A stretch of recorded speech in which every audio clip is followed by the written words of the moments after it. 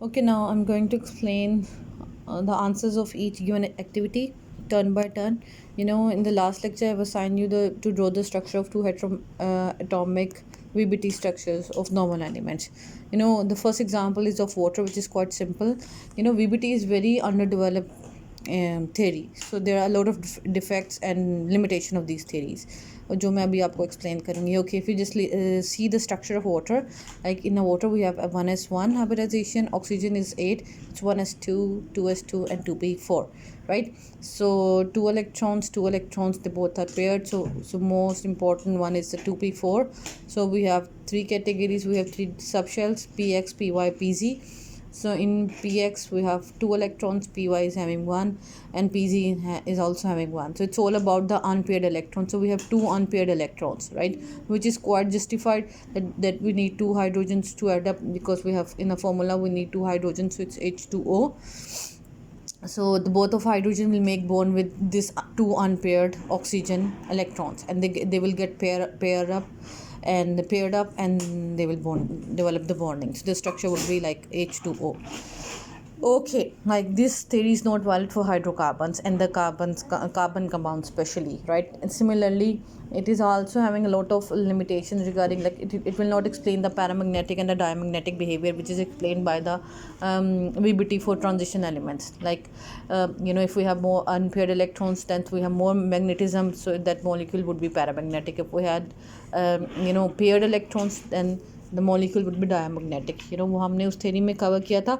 But यहाँ पे आप देखिए, like if we have taken the example of methane, CH4, you see we have atomic number of carbon is 6. It's 1s2, 2s2, 2p2, right? So two electrons in p. Again we have two electrons, so one in s, x, and one in y, and z is having nothing, right? Because in p we have just two electrons. Okay, so it's all about the availability of unpaired electrons. So this time we have only two unpaired electrons, right? And so it can only accommodate two hydrogens. Like the first structure should be like hydrogen and hydrogen, right? So but the valency of carbon is 4, which is not justified by this theory, so it is not justified, right? So this theory is not valid for carbon compounds, right? According to VBT, the valency of the carbon should be 2, because it is having two orbitals, those are having unpaired electrons, right? Those are available to develop bonding, right? So this is one of the another limitations, right? It will not providing any information for the information of coordinate bondings, right? Similarly, it will not explain the existence of noble gases, right? And this theory is also unable to explain the bonding in electron deficient molecules, right?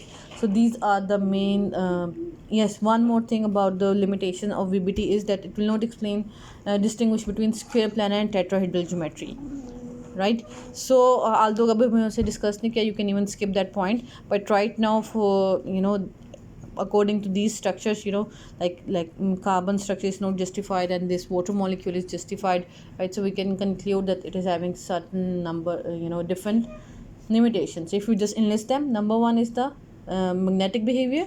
It will not explain the paramagnetic or diamagnetic behavior.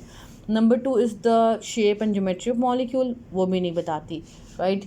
Like, and the thirdly is about the it will not explain the coordination bond formation. And the fourth point is about the existence of noble gases, वो भी explain नहीं करती, right? Okay, and last one is yes, it will not explain about the electron deficient molecules, bonding in electron deficient molecules, right? So this is the answer of last